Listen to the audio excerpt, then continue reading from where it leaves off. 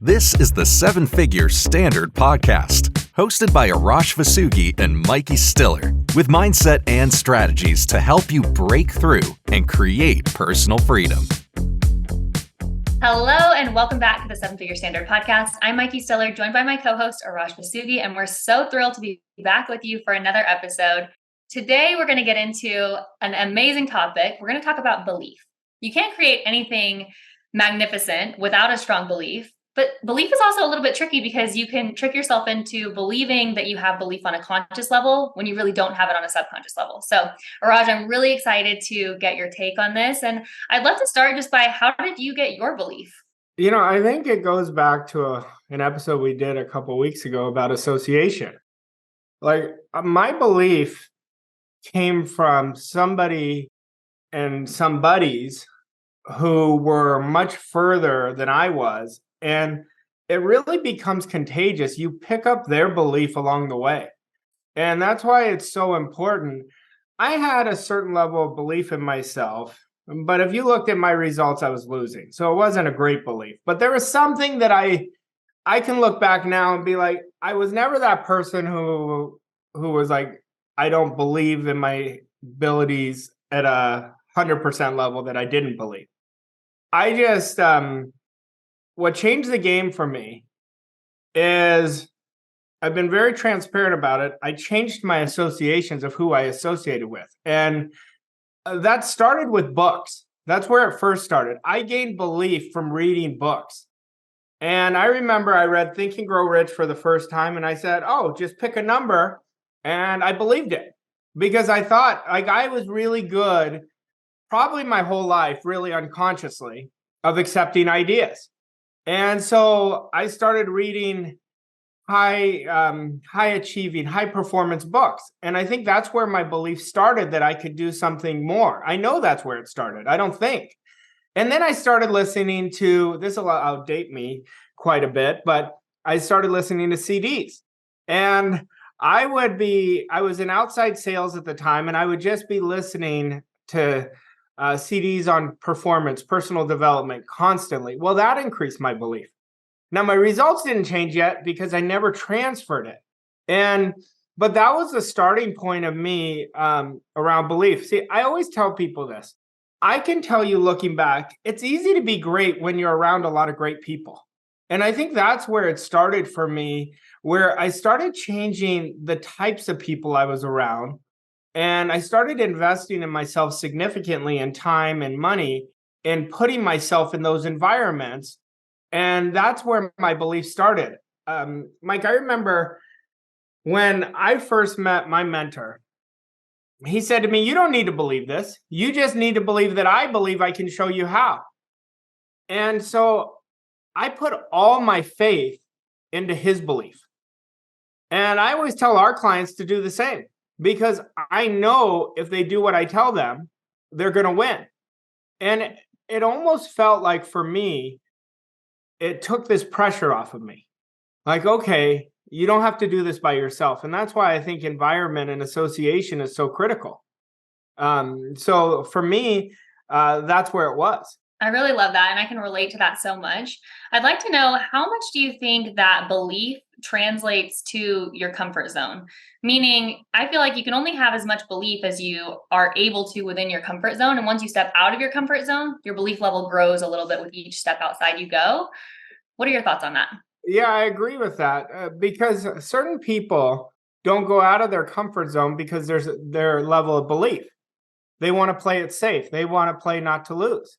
And so I would agree with that. I think this all comes down to awareness, and we spoke about it a little bit on our last conversation. But when we're talking about belief, we're talking about awareness. An elite performer is sprinting towards getting out of their comfort zone. An average performer wants to stay there. I was at a charity event this last weekend. My brother puts on this amazing event. I think there was like 300 people. Anyway, I was talking to a gentleman who's created a very great business for themselves. And he was asking me for advice. And I said, well, what's your goal? And he gave me the number. And I said, well, what's the most you've done? And he told me, I said, that's not a good goal. I said, all you're doing is thinking linearly. And I said, this is your belief. And he said, I want to work with you. And I told him to come to our world-class wealth event. I said, I'll help you. But anyway, I said, do you not see that your belief is linear right now? You're saying, let me work harder. Then my next question was, how many hours are you working? And he said, you don't want to know. And he said, I'm working 14 hours a day. I said, I believe that. I said, because your belief is, I'm going to doggedly do it harder. How many of us can relate to that?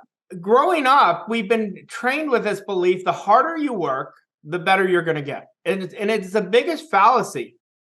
You've got to work smarter, not harder. We've got to work on quality, not quantity. And so that's a belief. And that's a philosophy that has to change in our belief system. But how many of us are reevaluating our belief system and saying, does that belief system still serve me? And that's where we want to go. We want to constantly reevaluate our belief system, because that belief system may have served you in the past to get you to where you wanted to go back then. But if you want to go much further, your belief is going to have to grow much further. It cannot stay what got you here. What got you here is not going to take you to somewhere much greater. So Raj, you have your belief system, right? And beliefs come from all sorts of places, maybe from when you were growing up, from different experiences you've had, a failure you've had, a success you've had could create a positive belief in you. And this becomes your life philosophy. But in addition to your life philosophy, you have just a belief in if you can or can't do something, right? You set a goal and immediately you think to yourself, I believe that, or I'm pushing it a little bit. So how imperative is it that you believe in your goals or believe in the achievement of your goals for them to actually come true? It's essential. The first step in developing belief is to achieve your world-class goal, that goal you want more than anything else. You first have to accept the idea and sell yourself on the idea that it is done. See, that's the first step. If we say to ourselves, I want to achieve something much higher, when things align, when this happens, that's not belief. That's delusion. We come from either one. This is very important to understand. We're always coming throughout our day through either want or need. Want creates abundance. Need creates scarcity. I need to do this. Want is something that develops your standard. I want this more than anything else, that I'm willing to do whatever it takes. I will pay the price of developing that discipline. And then the second step is you've got to understand your programming is going to fight you. I mean, it's going to fight you like hell. It is going to start trying to get you to rationalize. Every time you're rationalizing, you've got to pick that up in your awareness. I'm coming from need. That's coming from the old version of me. And your dream has to become a relentless obsession. If it's not a relentless obsession, your programming is going to win. The old program is going to win. So that's the second step. The third step is you must take control over the program and replace it. Well, how do you replace it? You think, feel, and act like the person you want to become. You only accept ideas that are in harmony with the person you want to become. And that may be that you're getting a lot of hate. There may be people picking at you, looking at what's wrong. But they don't pick and look at what's wrong with the people who are doing nothing. That means you're going in the right direction. Like I always talk about, if you're not being hated on, you're not doing anything extraordinary. And a lot of people shrink to that. They go, I don't want to be hated. I'm not telling you you want to be hated. That's their perception. So you can't worry about it. And that goes into your self-image. But we have to get on the frequency of our goal and stay there. How do you stay there? You've got to think like that person. That's why several episodes back, I talked about really embodying the power of 5. That's where every decision comes from your goal. Every attitude comes every day. I want you to build your swagger up. That builds your belief up. Build that attitude, build that confidence. And you do that through action. You do that through doing uncomfortable things in a better way each day. Do uncomfortable things in a great way. Every day, just get 1% better. You're going to change that. Then you look at your standard.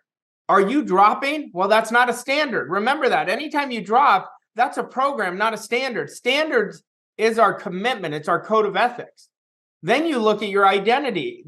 Is your identity matched to your goal? Well, you do all these with the right discipline. You're going to build not just belief, significant belief.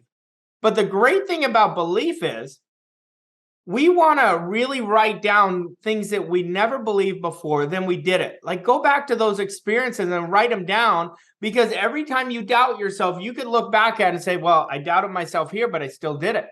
We want to really write down the extraordinary things we've done. And it will change your level of belief for the new things, because it's the same way, just in a different form. All right, Raj, we've talked before on here about how we have to detach from the five senses and get into our higher faculties. And I want to talk about that as it relates to belief specifically. It's really easy to hold up your phone and say, oh, I believe this phone case is purple because I can see it with my eyes. Or I believe there's essential oils diffusing in my office right now because I can smell them. So it's easy to believe something when you can see it, you can feel it, it's in your physical world. How do you believe in something that you've never achieved before? How do you believe in something that you can't see, that feels really far away, that you have no experience of? Okay, so let's look at that for a second. If somebody's colorblind, they'd say, no, that's not purple. Yeah, good thing. But okay, I'm just saying, for them, their belief would be like, I can't even see what it is, right? Yeah. Well, think about what's invisible in our world that's real. Fear is invisible, but people can see it. They can feel it. Yeah. Well, it's the same thing with our goal. Our thoughts are invisible. You can't see your thoughts, but you know them. So winning is invisible. Mm-hmm. Like if I said to you, what is winning? Somebody will relate it to an association they have to winning, but that's invisible. Losing's invisible. They'll know what it feels like. So it's the same thing. We got to get in the feeling of what we want. See, what we want is the most important thing we can ever connect to is our wants. Our wants come from the essence of who we are. But when we're letting our senses say this is true or this is false, that's a huge error. But it's an error in programming at a young age. Well, I can't see how this is going to happen. No, you've got to move mountains for it to happen. You've got to build your faith muscle. What is faith? It's invisible. Well, faith is the only thing that creates belief. So, the funny question is, belief, how do you get belief? You've got to do it. Like nobody can give you belief. I can't give you belief. Now, you can believe in my belief through the transfer of energy, and you can make it your own, sure. You can get it that way by accepting that suggestion. But you have to do the deep inside work. That deep inside work is removing scarcity from your life. Nothing stops people more than suffering.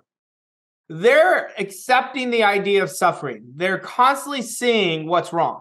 They're constantly seeing, I can't do this. Why not turn it around? And a great question I want to ask everyone is, do you want to be right or do you want to be successful? They're two different things. A lot of people want to be right. They say, no, you don't know my situation. It's not about your situation. Your situation is from the past. It's about who you want to become. And it demands you to believe in something much greater than what you've seen. That's why belief does not come from our five senses. Belief comes, like my belief right now, to this point, will come from experiences. But to build the experiences I've created at this point, I had to go to the invisible. I had to go when things were rough. Even when things were great, I wanted to make them greater. So I had to build a greater belief in myself. And you've got to get comfortable with who you are. You've got to get comfortable with changing. You've got to get comfortable with having a great amount of money in your life. You've got to get comfortable of saying no to people that do not serve you. You've got to get comfortable in these. And that's what your belief is going to build into. So let's say someone sets a goal that they have no experience with. It's a great goal. It's a great stretch goal. And they feel scared immediately. Do they need to get into the feeling of the goal achieved to fabricate that feeling of good until the feeling takes them over? Is that? Well, first of all, if you're feeling scared, you're in the right direction. That's what you've got to be aware of. You're not going to feel scared of things you've never done. And every goal will tell me that I don't have the confidence yet. So I get to build the confidence. And you want to hear my word, I get to. That's part of the growth process. The most important things with goals are who we become in the process. It's not what we get. The most exhilarating process of a goal is the pursuit of the goal. I mean, there's studies about the release of dopamine is where people literally will get depressed after they achieve their goal because they haven't set a new goal, but their dopamine release was in the pursuit of their greatness. That's what we are on this journey as humans. We're looking for that exhilarating experience. The goal achievement process is like a drug. It's this release energy. Like anybody can think about that, Mike. Think about a time where something was far greater for you and you did it, how good you felt in the process of doing. Somebody asked me last week, I was working with one of my clients one-on-one, and he said, how long do you celebrate your goals? I said, not very long, maybe 24 hours. I have a 24-hour rule because I know if I stay in the celebration of it too long, then I'm going to go backwards. So it's never about the goal to me. To me, a goal is just a goal. Now, it's important to me because I have to fall in love with the goal, but I don't give it more precedence than I give myself. For me, it's about the development of me. That's what I've learned to create belief. And that's why I tell people, if you study elite performers, I call them peak performers. And if you study peak performers, the one commonality is they are distinctly aware people. Like they're so aware of themselves. And they're aware of when they're sleeping. They're aware when they're really in a good space. They're aware of if they've outgrown their environment. And that awareness comes from doing that. I want you to hear this. You've got to commit to doing that deep internal work. Giving into the five senses is not work. That's just reacting. That's not hard to do. But let me give you an example. When you're hated on and you just laugh about it, that's a good thing. Like I have a close friend, John Dugan, and I didn't know, I wasn't even aware I was doing this. He goes, you're always saying just laugh about it. Because I do. I just laugh about it. You just got to laugh about it and pivot forward. We've got to look forward. And I could look at something and I'll be like, oh, I just laugh. You got to laugh about it sometimes. So I think that's a good attitude to have because you're not allowing something to be bigger than you are. So belief is essential, but it's so tied into commitment. You're not going to build belief without going to the invisible. You're not going to build belief without doing that deep intrinsic internal work. You've got to go deep into that. Some people will tell me, oh, I study 5 hours a day. I said, that's too long. You're not going to take action if you're studying 5 hours a day. I said, I'm studying all day long, but I'm studying myself. That's how I can understand where my belief is around something. So I highly recommend doing the deep internal work because that's what's going to create the life you want to live. This is so good, Arash. Okay, so we've talked before about identity and self-image and how you can never outperform your identity or your self-image. And it's something that you always have to work on. You don't get to a point where you're like, oh, okay, I'm done working on my self-image, because as long as you're setting new goals, bigger goals, you're going to have to build your self-image to get there. You build your identity to get there. Is belief the same way? Or do you build a belief, like an overarching belief, and then you're kind of like, okay, now I've built belief and I've got it? Or are you always working on belief like you're always working on identity? Well, you can't build belief without increasing your identity. It doesn't work. To do the hard things, you're increasing your identity. To do the easy things, you're not increasing it. So they work hand in hand together. Belief happens as you grow your self-image. Remember, self-image is the foundation.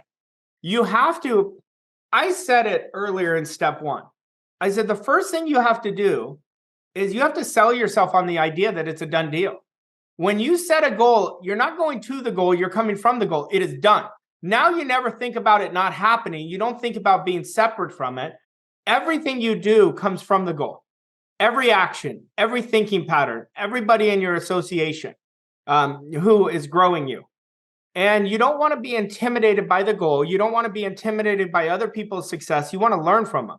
You want to ask them critical questions. Great achievers are great people because they've done the inside work. You want to learn from them. You don't want to let your results dictate whether they're better than you or not. We're all the same. We're all one. And once we understand that, we set ourselves up to win. Okay. And then my last question around this is what is the difference between belief and faith? Well, it takes faith to build belief. Faith is seeing something you've never seen. You can't build belief without faith. Faith is seeing the invisible, seeing what you want all day long, even though you can't see it with your physical eyes. And it's believing in the incredible. What's incredible? Your subconscious mind is at your aid. So you need to understand how your mind works. What's incredible? You have all these people who are going to be in the fulfillment of your goal that you haven't even met yet. You have all these new ideas. You have this deeper gear to get to. That's what's incredible. And you'll achieve what the masses call impossible, that we call standard, where we have this expectation that everything we do, we know if we follow the creation process and do the inside work, the outside has to match. That's by law. So that's what I think faith is. I mean, everybody can look at their life. You could look at anything you've done extraordinary. It started with faith. It started with saying, I am sick and tired of being sick and tired. And now I could tell you, this can go in a whole new direction, but where does change happen? It happens from pain. That's where change starts. It starts with a pain. It starts with this dissatisfaction. Where we can use it as such a power force in our life is we turn that pain into being inspirationally dissatisfied, where I'm sick and tired of being sick and tired. That's where all of a sudden, the person who never had faith, all of a sudden activates their faith muscle. And how you gain the greatest power is by activating that muscle. But you have to have a big enough why to do it. And that's where the pain can be used as a very good thing in our lives. So good. All right, Araj, let's get into an action step for today. I already gave it. I encourage you to write down the things you really have achieved before that you thought were impossible at one time. And then ask yourself, and I want you to start reevaluating your belief and say, does my current belief around X match where I want to go? And then all you have to do is replace it. How do you replace it? You remove and replace it by building a new program. You think, feel, and act, and use the power of 5. But write down that list first, and then start working on reevaluating your beliefs. At one point, those things that you achieved were quote unquote impossible. Now they're possible. And that's what I would recommend. So good. All right, Araj, thank you so much. Thank all of you for joining us for another episode of the 7-Figure Standard podcast. If you enjoyed this episode, please leave us a rating and a review, share it with your friends and family, and we'll see you back next week for another episode. Thanks, Araj. Thanks, Mikey. Thank you for listening to this episode of 7-Figure Standard. We hope you found the insights and strategies helpful on your journey to success. If you enjoyed this episode, please leave us a rating and review on your favorite podcast platform to help us reach more people like you. To learn more about Arash and Mikey and how Voss Coach & Co. can help you achieve your goals and reach new levels of success, visit vosscoachandco.com. Thank you again for listening, and we'll see you on the next episode of 7-Figure Standard.